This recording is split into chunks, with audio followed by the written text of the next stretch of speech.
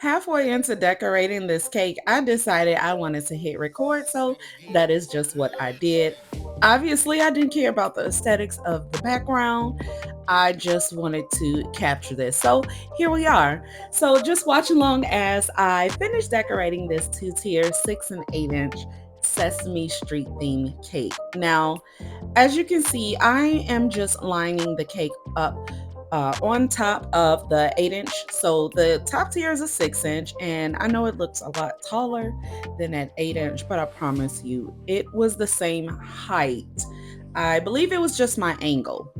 Either way, I am just leveling my cake. So to get my cakes level, I just use a piece of cake board and I just kind of wedge it underneath the cake board of the top tier until that little bubble right in the middle of the leveler kind of goes in the middle, and then I just turn my leveler around and just make sure it is leveled all in all directions of the cake, on all sides I should say.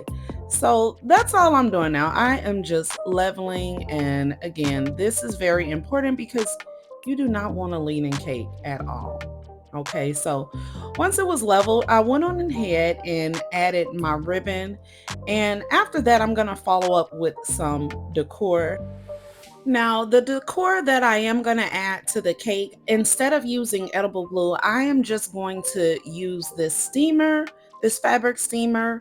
I'm just going to put it on my cake just a little bit so it can get a little wet. And then that way, my fondant decor that I will be adding, I won't have to stop between each time I'm adding to add edible glue.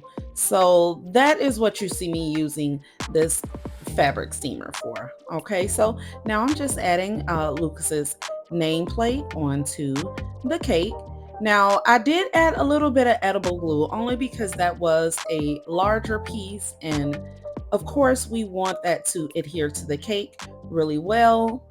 Now I'm just adding toothpicks to the bottom of the nameplate because of course I do not want that nameplate to slide down. So I'm just pushing the toothpicks into the cake on each corner, and then I put one in the middle.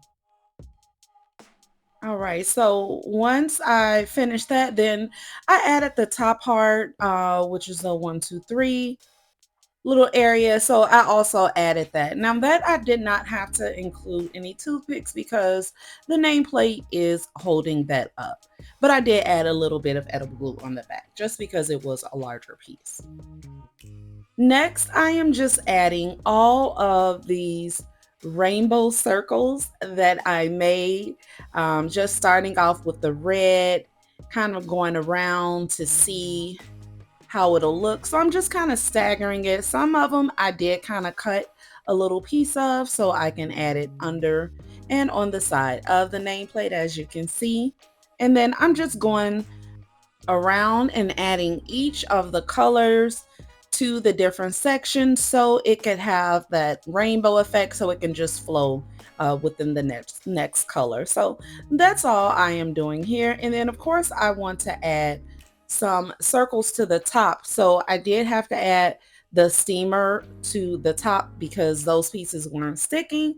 So I just steamed it a little bit. Steaming your fondant kind of wakes your fondant up. It does work well to adhere other fondant pieces, but it also gives a nice sheen to your fondant.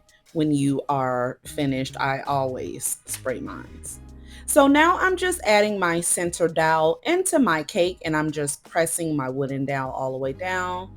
And there I am, just adding my number 1 cake topper and just moving one of the little round circles out. Now here is the final look to it. I didn't get much video of the cake, but here are some really cool pictures that I did take. I hope you guys like this. So if you did enjoy this tutorial, please consider liking and subscribing to my channel, and make sure you hit the notification bell so you can see future cake tutorials. Thank you guys, and see you on the next video.